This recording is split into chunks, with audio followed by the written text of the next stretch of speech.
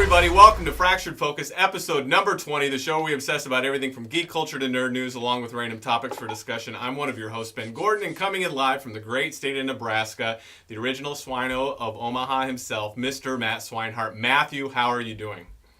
I'm doing great. Dude, we had a pretty nerdy week this week. We're filming this late, but it's I think it's basically divine intervention because now we get to get the Nintendo Direct in right away as opposed to waiting for a week. And I missed this. I don't know if they announced that this was coming, but then there was a new Transformers trailer today too. So we got a whole bunch of cool stuff to talk about. So clearly, all viewer that we have, or viewers, is dying to hear our opinion on this. So let's go ahead and jump right into our first topic, which is, of course, the Nintendo Direct that we got to watch today. I always get pumped when we get something official, especially from a big company like Nintendo. We get to watch this. I was pumped all day knowing that it was going to come out today, even though from what they told us it was going to be about, mostly was going to be about Splatoon 2 and ARMS. But there was a lot of stuff in this, too. Before I even give my opinions, what did you think about the Direct? Sorry, I'm messing with this. No, cool. I went through, primarily watched the whole thing about Switch, watched a little bit of the DS3. The 3DS. Or 3DS, I'm sorry. Wow. And he has kids, ladies and gentlemen, with 3DSs. Yeah. You'd think that he should know this. My son would definitely correct me for being wrong there. No, but there was a lot more 3DS stuff than I thought there was going to be. There was a lot more. That's why I watched the Switch stuff first, and when I started watching the 3DS stuff, I was like, wow. Mm-hmm. I guess it's good to see them push content out there. Mm-hmm. I am kind of excited in seeing it that they're actually going to start selling individual docks. Yeah, they already have, but you've only been able to get them on the Nintendo online store. I think what they were alluding to is that they'll be in retail stores. Okay. Mm-hmm. I guess the game's kind of what I expected in a way. I'm glad to see that they're getting that content out there now, though. Mm-hmm. Because I thought there was going to be a serious delay for getting additional games. More stuff out there, yeah. Yeah. A lot of this stuff obviously is requiring that you have the connection and that you're part of that Play Store. Mm-hmm. Because some of that stuff's just exclusive to the Nintendo Store or shop or whatever they're called. The eShop? Yeah, I mean, more stuff's going digital. I thought this was better than when we watched the Nintendo live presentation they did back in January, which was just so... Yeah. I mean, it was cool to get some information. A lot of his stuff was drug out, and man, just Nintendo's not really great at presentation compared to the other companies. This was better than, in my opinion, than that live event, but still kind of just a little bit... It was drier. I did like that they kept going from thing to thing, and there was a lot of stuff up there, and then they did shotgun through a lot of this stuff. But every time they would talk about, or even when they talked about their primary topics, which were Splatoon 2 and ARMS, it was cool to show the stuff off. I've never played Splatoon. It doesn't appeal to me. I don't really care. ARMS, I don't know if that's going to appeal to me at all, but I know that this is a big platform thing that they're going to be pushing. It looks unique. It looks cool. But man, even the description of those, it's almost like they tried to Americanize it a little bit by just adding a Western voice on top of a character like that thing that just opened his mouth and closed that was talking about ARMS. And they didn't even have that for Splatoon. They just used a Western voice, but it still felt like how they would present it to a Japanese audience, but now let's just tack on like an American voice to it where you're just like, come on, it just drags on. But yeah, the 3DS stuff that was on there was a lot of it, which again, I was surprised about. Not super surprised. I know everybody's talking about how, of course, they're all going to just put their energy behind Switch. 3DS is eventually going to go away.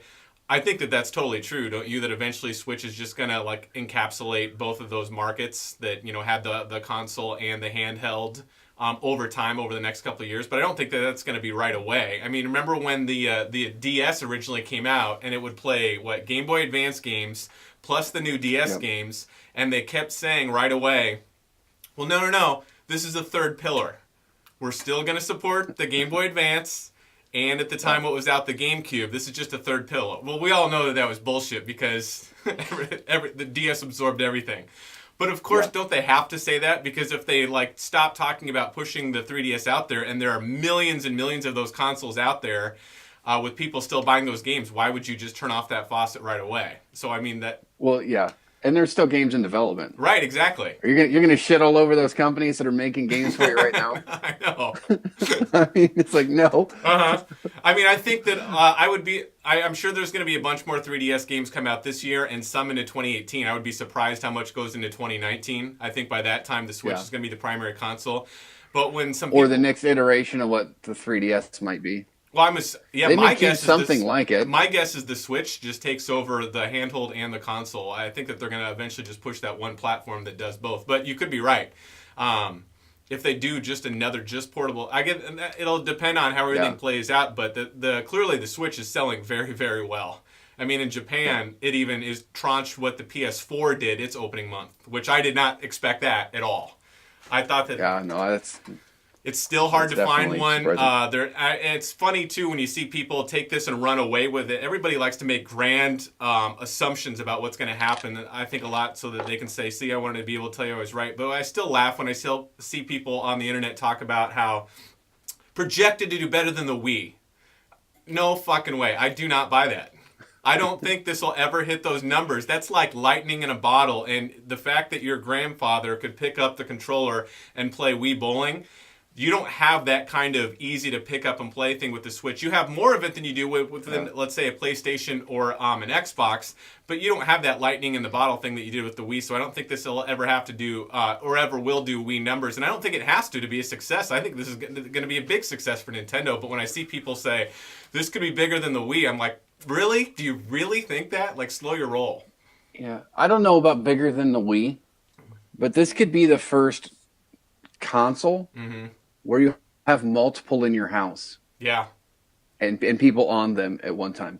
I mean, because how many people have two PS4s? How many people have two Xboxes all at the same time? Right. I mean, typically you're getting a second one because you burn out the old one. Right. This one I could actually see. You got one for your son, you got one for your daughter. Yeah, that being able to do the, I remember when we did a reaction to the first Nintendo live event in January, and it's like Nintendo's not just going after the power user like the PlayStation or Xbox user that likes to play Call of Duty and wants the newest graphics or whatever. They seem to be really encouraging do stuff together with other people around you, hence the fact that you can connect up to 8 Switches together whenever you get together. You can take it with you and go play snipper clips with your family at a reunion by just popping off the Joy-Cons and doing stuff. Or the game 1-2 Switch where they encourage you to look at other people. And as much as we were kind of knocking on that game at first, after a bunch of reflection, again, I haven't played it yet, but the more I think about it, I would be more excited to go to a family reunion, take the Switch, pop it on the table, and have like your cousins and your family all around and say, hey, let's go ahead and do this. And you're laughing and you're having fun together, similar to how you'd have friends come over to play Wii Sports. So I agree with you. I think that this has got a way better chance, and I think this is going to do a lot better than people were expecting the Nintendo Switch to do. And clearly so far the sales are showing that. But as far as this Direct itself, if we just go back to the Switch content, you didn't see any major third-party stuff like a Final Fantasy game or something like that, but the content that's come out so far from indie developers and other stuff has actually been pretty good. I mean, from the Shovel Knight, which has already been announced a long time ago, to what was the new one that just came out in the past week or so? The Snake one is a big hit, where you'd like this puzzle Snake one. The Blaster Man. I mean, there's a bunch of... they're not necessarily independent ones. Like, I wouldn't call the Ultra Street Fighter 2 an indie. That's Capcom. I mean, they're clearly playing it safe by going with some old game. I still can't believe. Or the Sonic stuff. Yeah, how cool would that look? I'd be pumped to get Sonic Mania on this. That looks good. Yeah. In fact, the more I think about it, I'd rather play Sonic Mania on this device than get it on my PlayStation or my Xbox. Yeah, the portability aspect of it would just make it nice. Yeah, the more and more I'm talking to people that have this stuff, they're doing a lot more than I think what was expected as far as using it for on the gamepad than just the TV. A lot of people are like 60-40, 60 on the handheld, 40% in the TV. And I've talked to a bunch of people who are like 80 to 90%. They've all been doing it in handheld mode when they're on the bed, when they're taking it with them, and they love it at that aspect more than they were expecting to. Yeah. If that proliferates, which I can eventually see with myself as well, then you kind of get into a new question that maybe you weren't asking yourself. Like, if there is a game that comes out on multiple platforms, obviously it's not going to be like an Uncharted caliber quality visual game that you get in the PlayStation or an Xbox. But if you can get a game on multiple platforms where visual fidelity isn't the key, it's just the fun of the game. If now I'm kind of starting to feel like, well, if I get this game on the PlayStation, I'm locked to just playing it on this TV. But if I get it on my Switch, I can take it with me everywhere, and that does start to play into your head a little bit. It does. Mm-hmm. I mean, don't get me wrong. And I don't think the PlayStation or Xbox obviously are in any kind of trouble. They're doing just fine. No, they're not. They're not in any kind of trouble. Right, you're not going to get a Horizon Zero Dawn on your Switch, but I don't know. I'm really starting to lean towards thinking maybe that Switch comes down the pipeline sooner than expected. But I don't know. Yeah, what do you games think? like Splatoon. Mm-hmm. Obviously, Smash Brothers is Nintendo exclusive, but a game like that. And Smash Brothers is going to come to this. Oh yeah. Mm-hmm. I kind of think about it, and I think this is what Nintendo kind of wanted to do with the Wii U, as far as for taking it off the television and putting it in your hand. Right. I just don't think the technology was there. Yeah. I mean, this is obviously, I think, that evolution of the Wii U in a much better, more portable thing. You're right. We probably wouldn't have this without the mistakes of the Wii U. Yeah, and I've already seen it out there where they're selling those battery packs. It's almost like a carrier that you put it in that extends the life of it and everything like that. So, I mean, you can play, I think one of them I saw for like 8 hours or 10 hours. I was actually looking that up last night. This is how you know that when I'm thinking about leaning towards that edge down the road when I get one, that finish line to that date where I'm thinking, maybe now I'll get one is drawing closer, because I start thinking, like, I already know what case I want to get. I already know what battery pack I want to get that fits in the case that's small, adds another 10 hours of playing time, which is just, I mean, then you've eliminated, you don't even care if it's 3 hours while you're playing Zelda. This looks... put wireless charging in there? Yeah, I don't think we're there yet, but that'd be awesome. Uh-huh. It'll be here in a year. Uh-huh. Well, yeah, but on the Switch? It's not that hard to do. You'd have to add a whole... It may not be on the Switch, but it could be on the battery pack that you get. Yeah, that's true. No, this looked cool. There is a decent amount of content, and here's what I also liked about this. Some people were speculating, do you think they're going to announce some of the stuff we're really waiting to hear on Nintendo, like, talk to us about Virtual Console? Can we get all these games we've played before, whether or not you're going to let us own them if we've already paid for them, or hopefully, God willing, cross all your fingers, they're going to finally adopt to what it seems like Sony and Xbox are doing right now, is that they're taking the platform and now just iterating on the same console, so you'll get to keep your library with you, which would be awesome. Because if I have to buy these games... Port them in. Say what? Port them in. Well, yeah, but I mean, not even port, because like the PS4, PS4 Pro, Xbox One, Xbox Scorpio, they use more advanced hardware, but all the stuff is already immediately backwards compatible. Like PS4 Pro versus PS4, all the games will play. You know what I mean? So okay. Like if you get, like the same way if you buy something on Steam on a PC, you know if you get a computer in 5 years and you got Steam, it'll run. You know, it'll just run. That's what I mean. That'd be awesome if that were the case. And I think that I was not surprised we didn't get those kind of announcements, because I've got a feeling they're saving those for E3 next month. Because even Reggie said Nintendo's going to have a big E3. I'm hoping for a big conference. I'm hoping for announcements. We know we'll have stuff on Mario Odyssey, stuff they haven't even announced yet. Hopefully a bunch on the online service and Virtual Console. I think that's why they're waiting on the Virtual Console, because it's going to tie into their online service. One of the things we've already talked about on the show is the frustration of some people that your game saves are tied to the device, not the micro SD card. So if something ever happens to your device, you lose your saves. We talked about before in the show how, well, that's the exact same way it is right now with the PlayStation 4. Unless you pay for the PlayStation Plus, you don't get the cloud saves. They're stored on the device. So if something happens to your device, you lose the data. If you can pay for the service, then it'll store all your saves in the cloud. I would not be surprised at all if that's announced with Nintendo's online service. In fact, I think this past week or so, Reggie even said when someone asked him about him, cloud saves, he even said specifically, yeah, what a great idea. Wouldn't that be great if you could do that? Stay tuned. Now, while that's not an official confirmation, come on, we know damn well it's coming. So that whole concern is now off the table. Yeah, in my eyes. Yeah. But this got me more excited in a weird way for E3 because of the stuff that didn't get announced that we know has got to be coming. And as well as Nintendo's already doing so far, they're still flying off the shelves. Still can't find one. Still can't see one in any stores or online. They're still selling out like crazy. Pay above retail on Amazon for it. Oh my God. And you see what they're going for on eBay still? It's crazy. Yeah. Mm-hmm. I don't know. I don't think that the Nintendo Direct was anything special. I thought it was better than what we got in the January live event that they did, in my opinion. It's still... It was dates. Yeah. Yeah. I like the fact that I have dates now. Mm-hmm. Bunch of Japanese and a wide variety of genres that they put out there. Stuff that like I'd never even heard of, or all these strategy games and stuff. So while they might not have as many AAA tiers beyond with what they're doing fine with Zelda so far, people are still playing that into 200 hours 150 hours? I've seen 100, 150, and 200 hours. And I mean journalists. Yeah. Clearly Nintendo knew that was going to have a longer burn rate than pretty much most games that come out. And more content to come? Yeah. Uh-huh. And let's be honest, if people are getting 150 and 200 hours, even if it was only 100 hours, I have a hard time seeing people complain about a $20 edition when you got 100 plus hours out of content for a $60 game, and knowing that if everything that we're going to get out of this additional content is now what they've just started development on, put even more resources into that we'd have for the holiday, man, Zelda's going to have quite a year in 2017, and it's only, April so far. Yeah. But I don't know. I thought I didn't get that much pumped about what I saw in this Direct as much as oddly enough, just over the past couple weeks, and then what we didn't get here, what I'm pumped for to see D3. I don't know. I think Nintendo's moving that pendulum forward for me a little bit. How about you? Yeah, I mean, I've actually seen one. I've held the Switch. What'd you think? I thought it was solidly built. I mean, weight-wise, it wasn't too heavy.